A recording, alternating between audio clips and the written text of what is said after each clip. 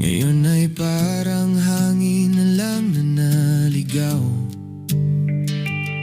May unipormeng naging dahilan ng galit ng salita ng di na pag-isipan. Sa bawat live na puno ng init, may sugat na di na maibabalik. At ang mga nanood lang noon, di alam kung saan pupulutin ang kahapon. Oh, yun na, wala nang normal mangusin content. Mga pangako'y nawala sa hangin bigla. Oh, yun na, parang kwentong naputol sa gitna. May lungkot na iniwan sa masa.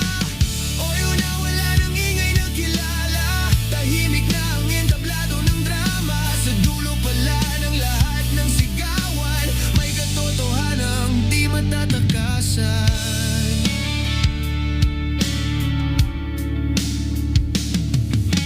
Mga salitang binitawan noon, parang bato na bumalik sa kahon. Mga kaaway na pinagawa na lang, ngayon ay multo na ng nakaraan. Sa social media na parang entablado, lahat ng galit ay lumaking totoo. Pero ang mundo ay di laro lang, may hangganan ng bawat laban. Tahimik na ang screen, dahil wala nang norman mangusin. Oh, yun na, wala nang norman mangusin content. Parang ilaw na kusang namatay. Oh, yun na, sa dilim mo makikita kung sino ang tunay na nagmamahal. Oh, yun na, sa likod ng pangalan, may taong napagod din sa laban. Sa dulo pala ng bawat kwento, may wakas kahit ayaw mo. Hindi lahat ng sigaw ay panalo, hindi lahat ng tapang ay totoo. Kapag mundo'y bumalik sa tahimik, doon mo maririnig ang sarili. Oh, yun na, wala nang norman mangusin content. Alaala na lang sa timeline mo.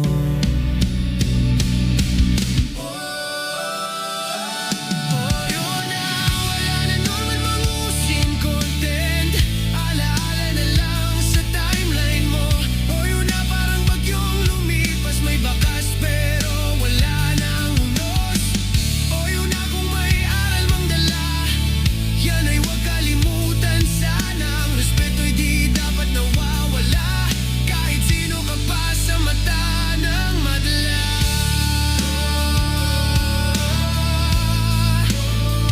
Nawala.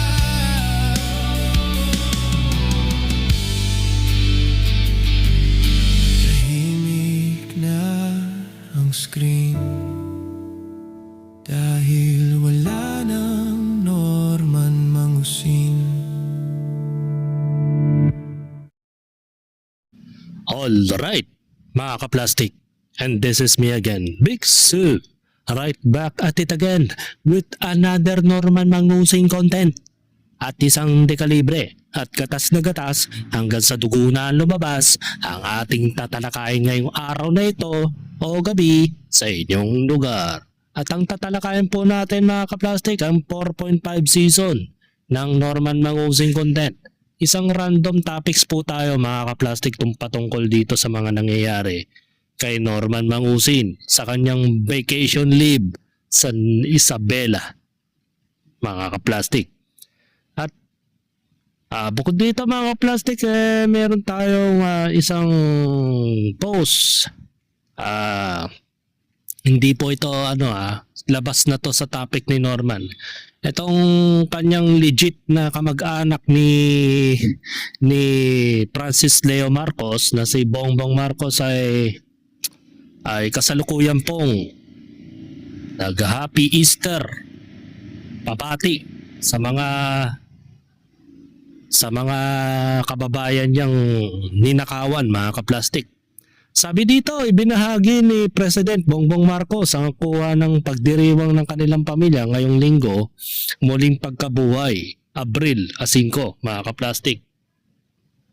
At kung makikita nyo po ay napakaganda ng mga lamesa at mga pagkain nila at biglang tumaba ito. Itong si Bongbong Marcos, mga kaplastik. At kitang-kita ang ngiti ng mga paldo, mga kaplastik.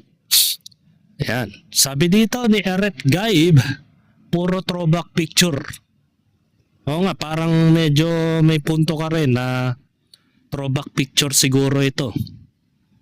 Kasi nakita naman natin ang currently situation ni Pangulong Bongbong na butot balat na ito, pero nakita natin ay tumaba. Mukhang malusog pa dito si BBM, mga kaplastik. So hindi natin alam kung talagang yan yung legit photo nila o something edit. Okay po, sweet dreams, don't let bugs bunny bite you. Sabi ni Lax Serad, alam na namin na matagal na yan, pick na yan. Tama o kaya edited, cut and paste. Nag-enjoy ako magbasa ng comments kaysa nag-enjoy si Bongbong Marcos sa kanilang Easter season. Napakarami ng kuha ng lugar na ito. Favorite spot nila yan. Sabi ni Jazz Saberon, ang presidente naming si BBM may puso, malasakit sa kapwa, may awa sa mga mahihirap, may prinsipyo. Paninindigan, higit sa lahat, bangag at may sayad. May bawi. So wag na natin patagalin ang ating tatalakayin tungkol kay Norman Mangusin. At ito po, panoorin po natin ang random topics ni Norman Mangusin. Ito na po.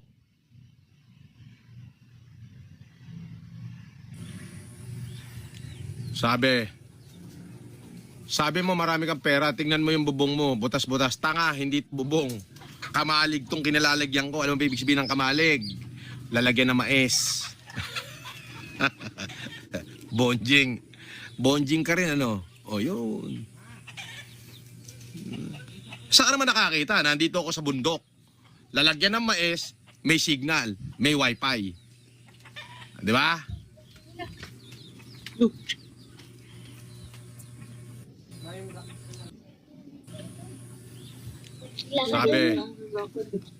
Sabi mo marami kang pera, tingnan mo yung bubong mo, butas-butas, tanga, hindi bubong. Kamalig tong kinalalagyan ko. Palusot pa eh. Kamalig. Naman talaga ang bubong ng mga probinsyano eh. 'Di ba? Tagayin daw ng mga mais.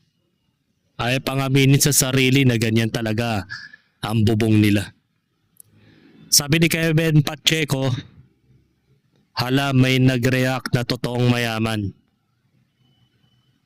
Mr. Mangusin, please stop pretending to be rich when obviously you are not because you cannot fool people nowadays. Sabi ni Jaime Sobel Ayala, isang legit na millionaire. Patay tayo dyan.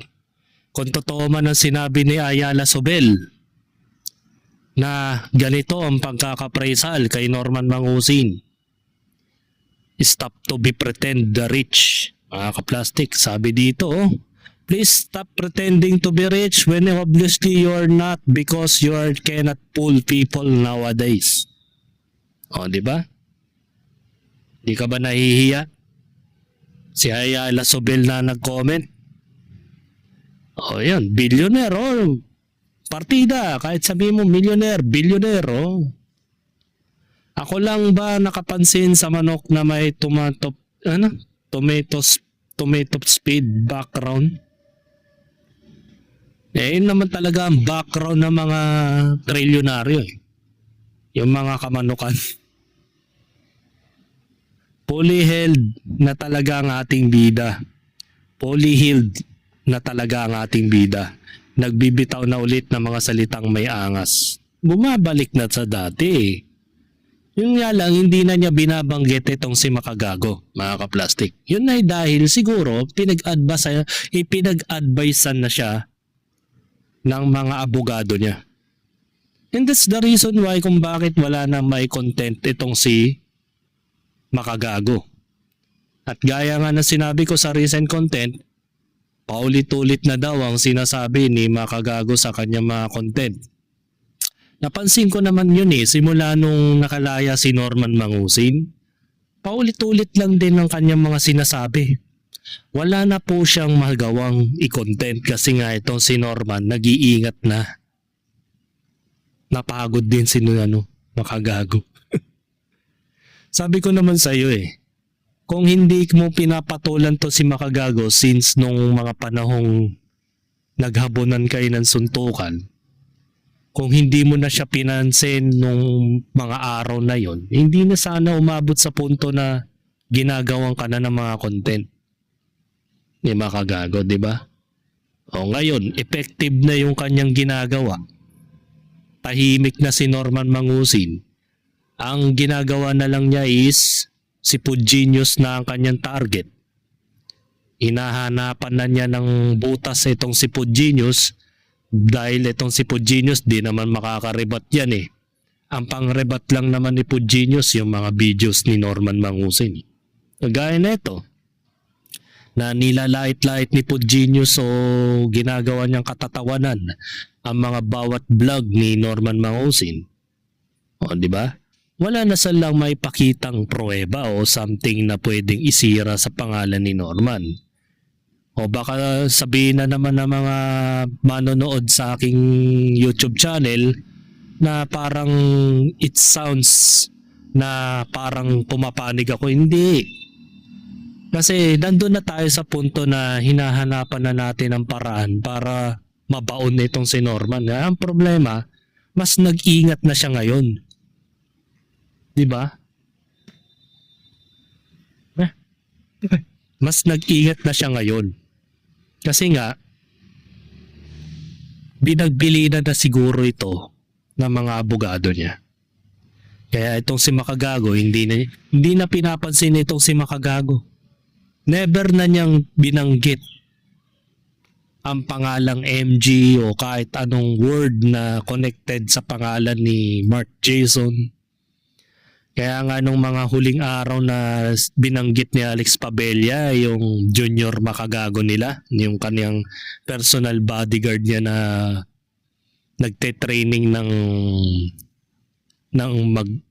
shooting ng rifle niya. 'Di ba? Ang tawag niya doon Junior Makagago. Tapos nag-react tong si Norman. Na wag na daw banggitin yung pangalang yun, bawal daw sa kanyang YouTube channel. Hindi dahil sa takot siya. Yun ay dahil baka pinagbilinan na siya ng mga abogado niya na wag nang banggitin yung pangalan ng taong yon para hindi na siya gawan ng content. 'Di ba? O tama, kung noon pa lang ginawa mo na yan, hindi sana ngayon hindi ka na pinupuyog ni Makagago, 'di ba? 'Di ba? Effective. Yung ibig sabihin ng kama. So magtungo naman tayo sa isa pa niyang post mula kay Erwin The Kings na sinasabi niya dito ay una, kung naisip palagi kapag gumaganda ang buhay ko, pinakamasarap na buhay ang ibibigay ko sa mga magulang ko as in lahat na kaya ko para sa kanila. Hanggat kaya kong ayoko makita ang magulang ko na ganito habang pinagyayabang ko na isa akong trilyonaryo. Ang pinupunto kasi ni Erwin The Kings dito ay nakikita dito sa live stream ni Norman na ini-expose niya kung gaano ka pangit o kung gaano ka salimuot yung kanilang mga lugar, especially yung mga ginagamit na higaan ni Nanay Remy. Kita mo naman kung talagang trilyonaryo yan si Norman Mangusin, bakit hindi niya man lang magawan ng paraan na bilhan man lang ng magandang kama ang kanyang mga magulang. At higit sa lahat, ang kanyang ama. Kung nakikita nyo po dito sa screen, ay nakatalampakan na po. Wala man lang sandalyas. 'Di ba? Yan ba ang buhay ng trilyonaryo, mga kaplastik? Na yung mismong ama niya, biological father niya, hindi niya magawang bilhan ng tsinelas na kahit man lang na tigsa 100 man lang na tsinelas para may pakita naman na hindi mo kang kaawa-awa. At dito naman sa kaliwang larawan, kung makikita ninyo mga kaplastik, itong si Nanay Remy ay nagtsatsaga sa folding bed na luma. Kung makikita nyo yung folding bed niya, sobrang nipis na po. Biro mo, nakakuha siya o nakadilihensya siya ng bail na 36,000. Sana man lang bago siya umuwi, binilhan man lang niya ng kahit magandang folding bed o magandang kutsyon o kaya patag. Tapos napakaganda pa ng tiles nila, oh. Bitak-bitak. Ang ganda ng design. Makikita mo parang pabaya na yung bahay nila eh. Kaya nga yung totoo yung sinabi dun sa interview ni Makagago na nagagawa niyang tumulong sa mga kapuspalad, nagagawa niyang magbitaw ng pera daw. Buong pera niya, iginiwawaldas niya sa ibang tao. Pero sa sarili niyang kadugo, never niyang nakitang ganyan na tinulungan. Di ba yung mga charitable work niya nung nakaraan na binigyan niya ng mga wheelchair, ang mga senior citizen? Nagpakitang gilas siya doon. Nakapaggastos siya ng malaking pera. Tulad yan, bumisita siya sa magulang niya, hindi man lang niya pinasalubungan. Naging pabigat pa siya sa bahay nila. Wala siyang naiambag kahit anong pagkain. Diba? Uuwi siya na walang kwarta, mga kaplastik. So, panoorin natin yung isang random topics ni Norman.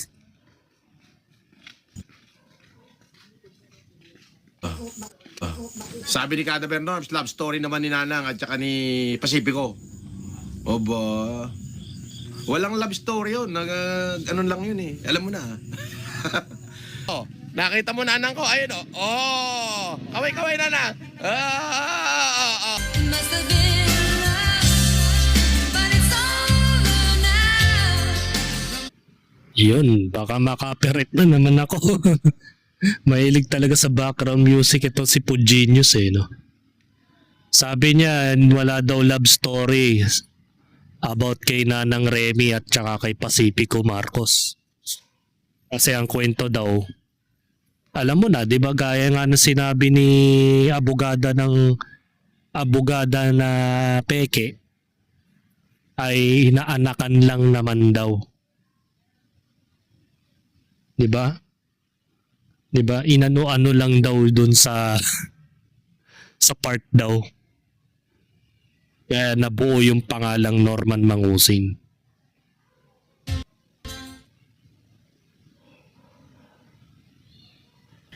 Yung isang matanda na malaki pa suso niyan, tayong-tayo pa. Sabi ni Kada Bernorms, Gago talaga to si Puj. Naipasok pa niya yun. Grabe, no? Speaking of Nanang Remy, ito po yung komento naman ni Pugenius about dun sa kung paano na tratuin ng kanyang nanay o nanay ni Norman Mangusing sa live stream niya. Panoorin natin to.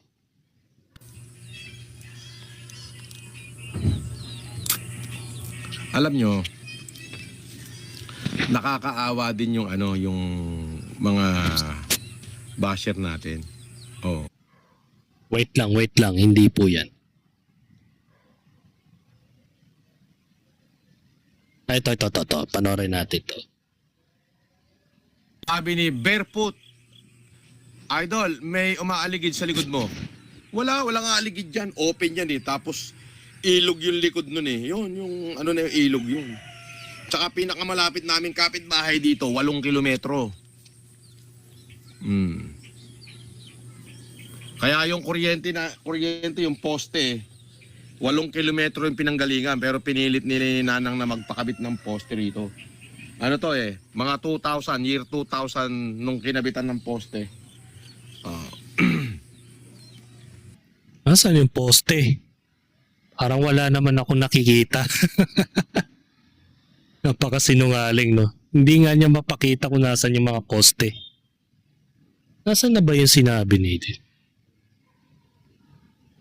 Ito pala yun. Seryoso Ibablog ito ko si na. Reme. Sunod na pagbalik ko dito, ibablog ko si Reme.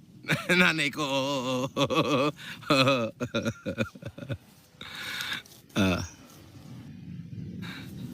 Sunod na pagbalik ko dito, ibablog ko si Reme.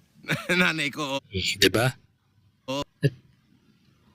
Ito yung caption ni Pud Genius sa post na ito. I don't call my mom by her first name. Disrespectful kasi para sa akin. Na hindi mo man lang magawang tawaging mama, mami, ina, nanay, manang, di ba? Direktang Remy agad. Samantalang hindi ka namang magiging ganyan. Kaya nga sana pinutok ka na lang sa sa putikan eh. Para hindi na nag-exist si Norman Mangusin eh. Mali eh. Nakabuo si Manong Berto at saka si Manang Remy ng isang kagaya mo na walang modo sa magulang, mga kaplastik.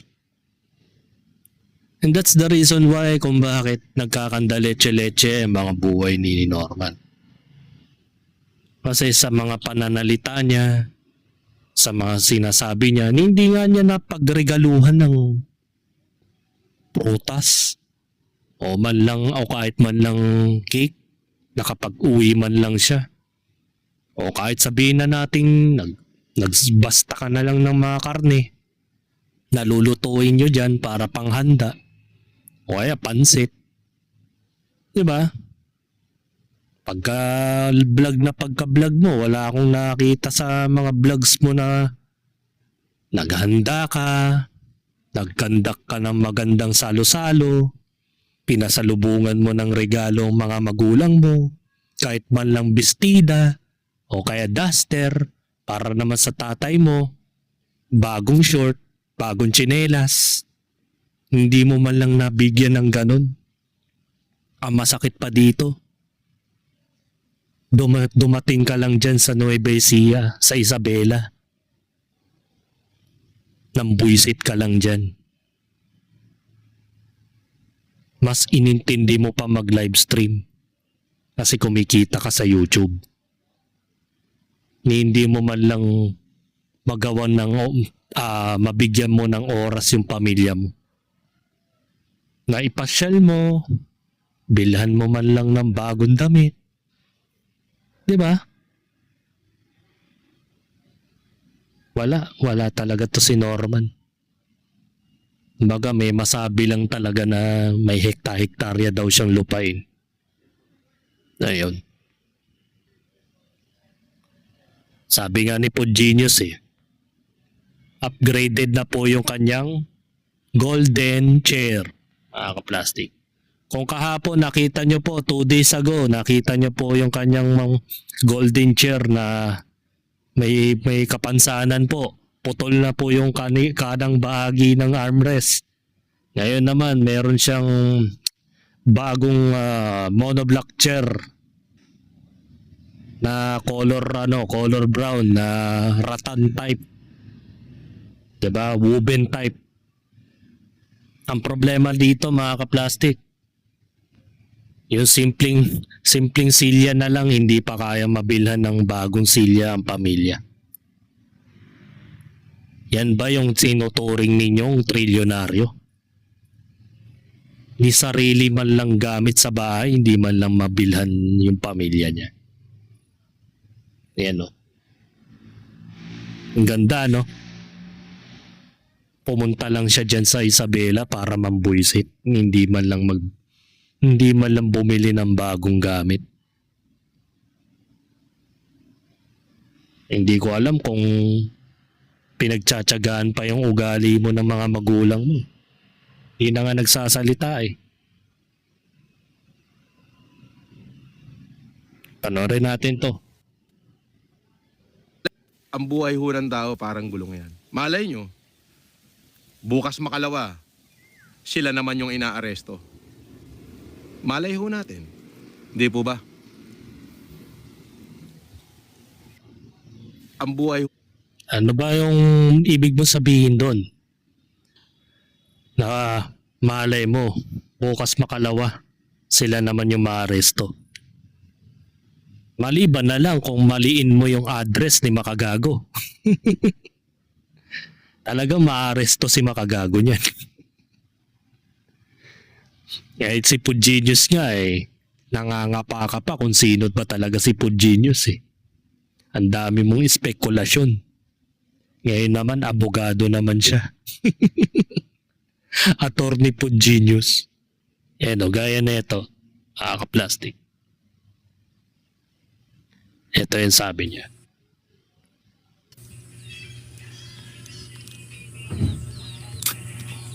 Alam nyo, nakakaawa din yung yung mga basher natin.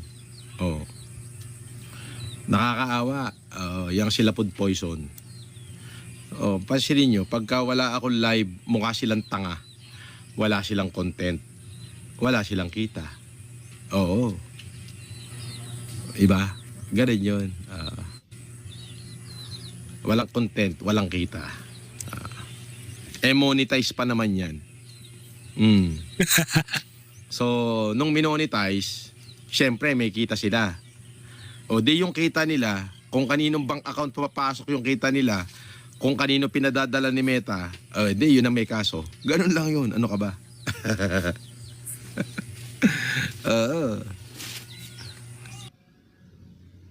Tama, may punto nga naman si Norman. Kaya tamo, hindi na nga niya binabanggit itong si Makagago di ba? Kaya itong si Makagago napagod na sa kakagawa ng content Kasi wala nang bago para sa kanya Kaya lang naman nakakagawa ng content si Makagago. Dahil siya yung pinapatutsadahan ni Norman that time. Diba? Bawat content, mayroong sinasabi si Norman. Magre-rebat si Norman, magre-rebat na naman si Makagago. Pag nagrebat na naman si Makagago, ginawa na naman ng content, nagpa-interview ng kung sino-sinong tao na meron naman talaga, legit naman na yung mga ini-interview niya. Maliban lang po dun sa in-interview niyang si Mami Susan na may sabit. May sabit yung kay Mami Susan Yung panay complain siya about dun sa ginawa sa kanya ni Norman, pero unfortunately wala siyang naipakita ni isang kusing na kaperasong papel na nagpapatunay na nabudol siya ni Norman Mangusin. Doon lang siya sumablay. Diba? Kaya siguro medyo naglaylo itong si Makagago. Baka lang baka na naman may magalit na naman sa comment. Tulad nung nakaraan content ko, may nag-comment sa akin ano daw ang mga pinagsasasabi ko. Bakit daw si Makagago hindi kino-content tong si Attorney Sabian Libiste. Yun dahil baka daw masunog yung plano. Paanong masusunog? Kahit naman i-content to hindi itong si kung marunong naman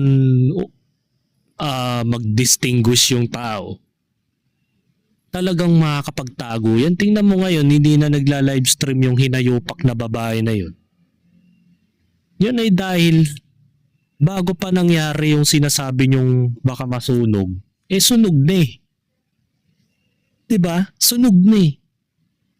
Kahit pa sabihin mo pinagplaplanuhan niya ni Susan Goodman, ng isa ni Mentor, yung isa na ni Podgenius, the damages is done eh.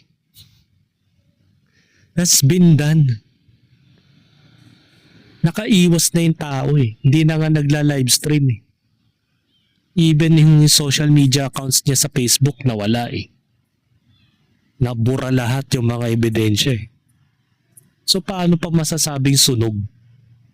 Ang gusto ko lang kasing masabi mga ka-plastic o suggestion, kung hindi naman kaya, hindi naman pwedeng pilitin eh. Gawan lang niya ng conspiracy theory documentary about dun sa taong yun. Para nga naman, yung mga taong hindi pa nakakaalam, di ba sabi niya public awareness? Kaya nga ginawa niya ng content to si Norman Mangusin, itong si Makagago. Gumawa siya ng content kay Norman Mangusin about sa Rise and Fall documentaries about kay Norman Mangusin, Francis Leo Marcos. Yun ay dahil sinabi niya is public awareness. O bakit yung isang scammer hindi niya magawa ng public awareness content? Diba? Huwag kayong magagalit sa akin kasi nga yun talaga ang dapat nating malaman. Na kung paano niya nakilala yung taong yun. Dahil kasi sabi ng babaeng yun, nakipagkita sa kanya in person, nakipagkamayan, kamustahan, nagbatian, nagregaluhan. Diba? Nagsabi sa kanya yung problema nga lang nabura yung video. Kaya wala akong may pakita sa inyo na yung mga eksaktong sinabi ng babaeng yun. Pero yun ang pagkakapandinig ko sa kanya. Diba? Hindi ko sa minamasama o hindi ako parang lumalabas na kontrabida sa puntong ito. Yung kasi yung pinupunto dito, bakit hindi niya magawa ng content yun? Paano sasabihin ng mga netizens na baka masunog yung plano? Hindi masusunog yung plano. Kailangan mo lang i-public awareness din ito sa mga fans mo, pati sa mga OFW na mabibiktima pa.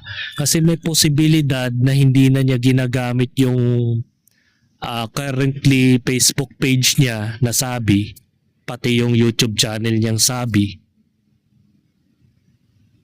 Maaaring gumawa na naman siya ng panibagong account at panibagong page at panibagong YouTube channel na ganun din yung gagawin niya. Yung mga quick annulment, yung mga counseling, mga kung ano-anong legal advice. Same shit din. Na baka ngayon sa mga oras na to may mga bago na naman siyang gimmick. Hindi nyo lang alam. Maaari ba yan? Nagugutom din ng mga scammer. Di ba? Kaya nga halimbawa, kung gagawan niya ng content yun, public awareness yun at least, malalaman yung eksaktong boses ng tao, itsura ng tao, mga pirma, mga pangalan na possibly na pwedeng ipakilala sa kanila, sana ipakita niya. 'Di ba? Hindi, anong ginawa? Kinontent si Gio, kinontent si Lakas Tama. Mas inuna pang i-content yun kaysa sa yung gustong marinig ng buong bayan. Na kung bakit niya nakilala yung taong yun. Saan niya nakilala yun? Saan niya napulot yung taong yun? Diba? Kasi hindi malayong kumbaga, wag naman sana. Baka kasi may mga malalim na ugnayan kung bakit ayaw i-content. Ganun kasi yun eh. May something relationship. Kaya hindi magawang i-content. Kasi dadahilan. Baka daw masunog yung plano. Paano masusunog? Sunog na. mismong mentor niya yung nagsabi na sinunog daw sila. Buti nga, hindi naging tutong yung kaluluwa ng mentor na yun eh. Yan, dami na naman dinadali. Pati Muslim na naman, tinitira niya. Tapos mayroon pa yata siyang kadebating babae na pinagtawanan ata siya dun sa mga commentaries niya o yung parang rebat ng mentor na yun about dun sa post na napakahaba ng pinost. Ang binasa lang yung first paragraph. Yung buong buod ng post ng kadebate niya, di niya binasa. Yan yung tinatawag na picking cherry. Yung pinipili lang yung merong alam niya na kaya niyang sagutin at saka yung kaya niyang itira. Pero yung buong buod ng post ng kalaban niya, hindi niya kayang basahin lahat. Pero mo, mas abala pa siyang murahin yung mga commenters niya.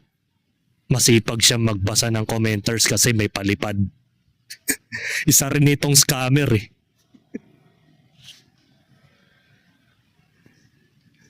Pag may nagpalipad sa kanya sa YouTube channel niya, pati sa Facebook, binabasa niya agad eh. Natataranta pa yan. Pares na pares nga ugali ni Kulaong eh. Kaya nga niya idol eh. Pero mo, ina-idolize niya si Kulaong, yung mentor na yon. Eh, paano ko nasabi? Yung bull cup niya. O ano yung bull cup ni Norman Mangusi na LA, ginagaya din niya. Yan kasi yung mga bull cup na mga na mga scammer. Mga binabasa niya yung mga comments ng mga nagpapalipad din.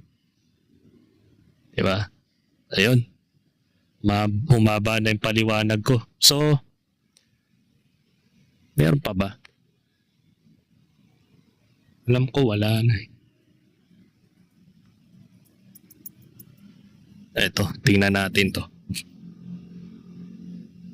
Na yung itinulong ko daw ng pandemic ay in-scam ko daw sa OFW.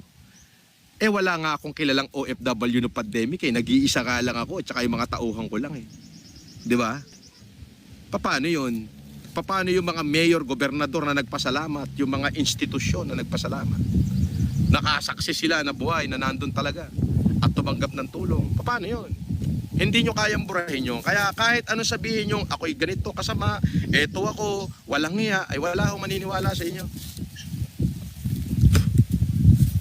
Walang Baboy maniniwala mo. sa inyo. Kaya kahit ano Kahit saan talaga, kahit saan ka dumudura.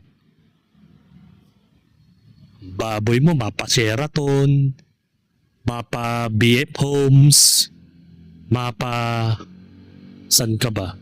Mapa Marinduque, mapa Cagayan, kahit saan kang lupalop mapunta, kung saan ka rin dumudura. Baboy mo talaga, Norman. Kakadiri kan nila lang.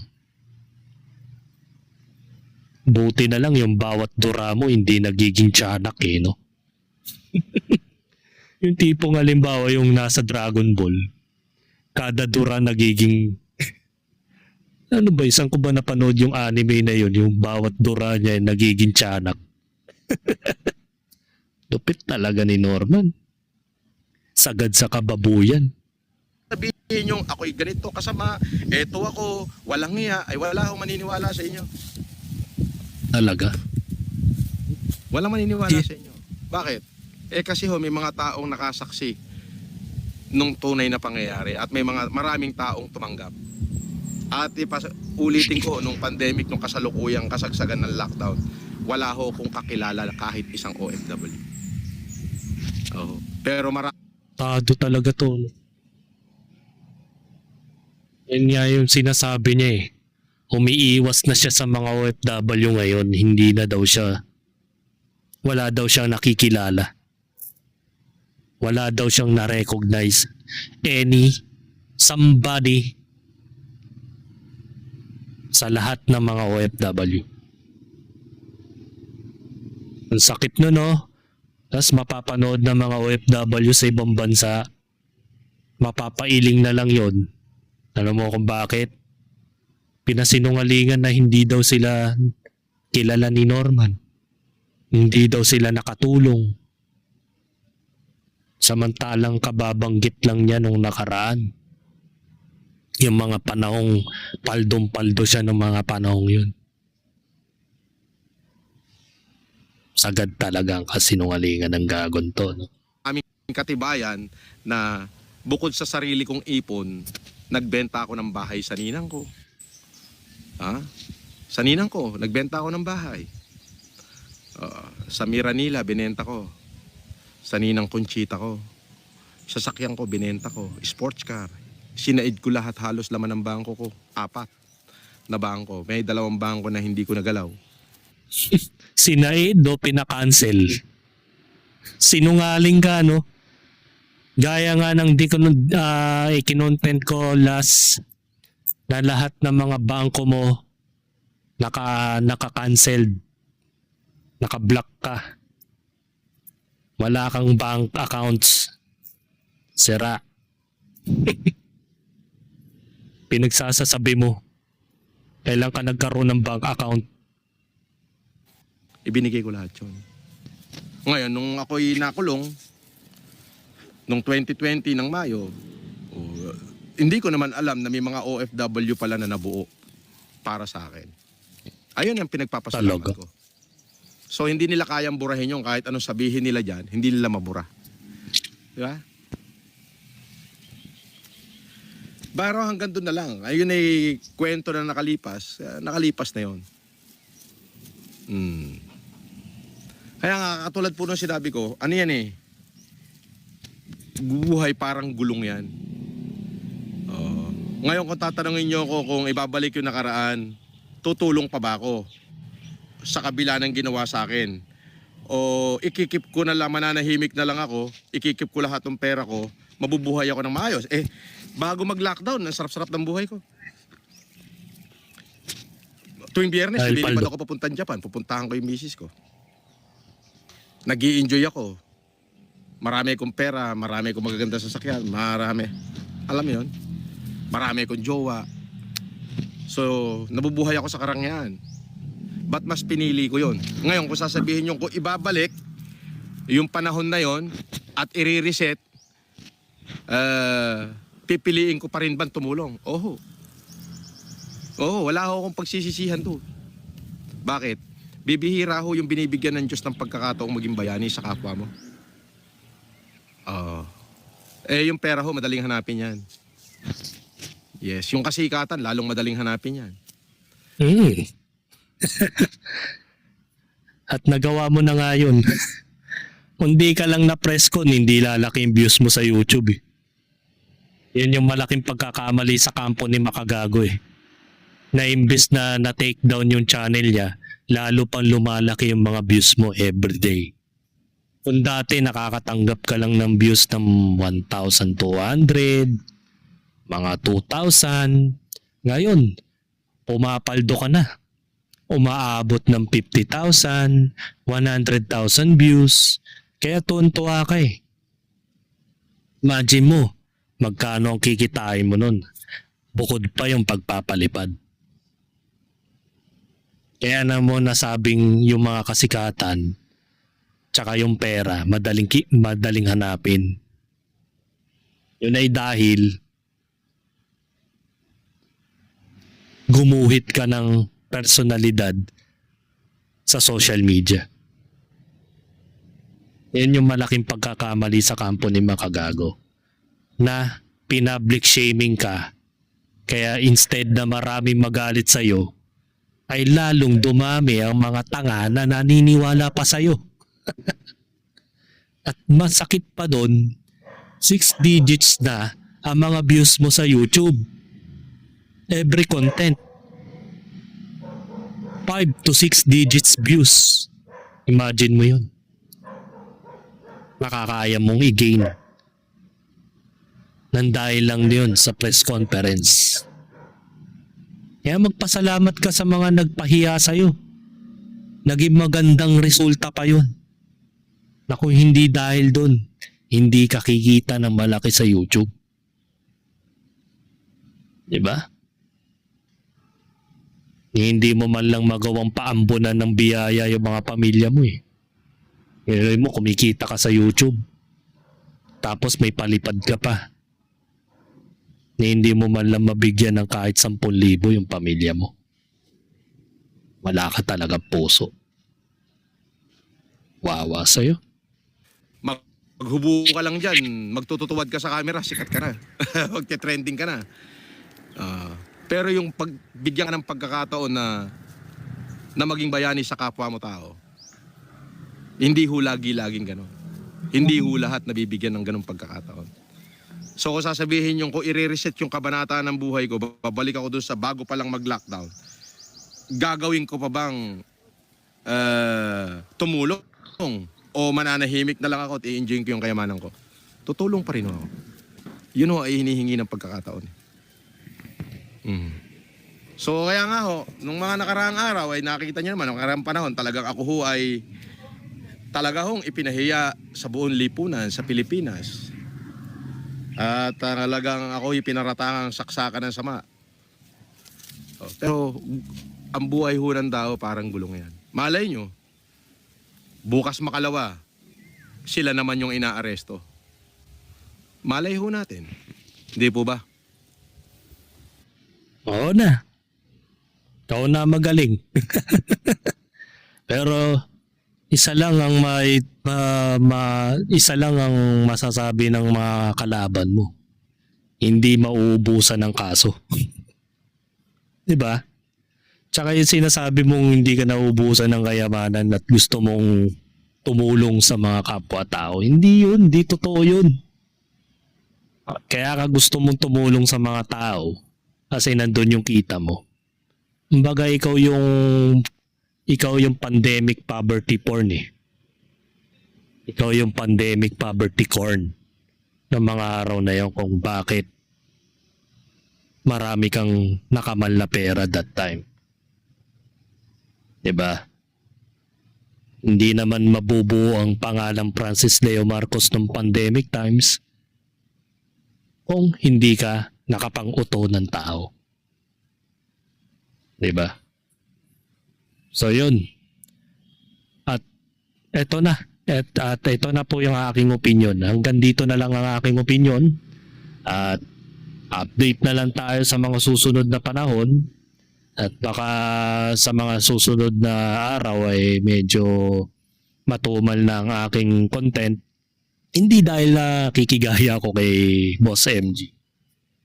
Kasi medyo busy na tayo sa mga susunod na linggo marami na rin akong gagawin. Pero kung kaya naman, makakagawa naman ng content, bakit hindi? 'Di ba? So, abang-abang na lang tayo sa mga updates. At ito, inaantay ko rin kasi yung kalagayan ni Boss Jaime Solis, kung ano na po yung kalagayan niya, at malalaman na natin kung sino yung mga taong nagbalak sa kanyang buhay. So hanggang dito na lang ang aking opinion, and this is me again, Big Sue, lagi nagsasabing, ang mga plastic ay matagal babulok dahil ang mga plastic ay toxic. Kaya, what's up mga ka-plastic? And this is Big commentary video na video live stream. Signing out. Alright. Mga ka-plastic, kung nagustuhan nyo ang aking video, isubscribe nyo lang ang aking channel. At the same time, i-hit nyo rin ang notification bell at yung all para ma-notify kayo sa aking susunod ko pang video sa aking YouTube channel. Maraming salamat po mga ka-plastic.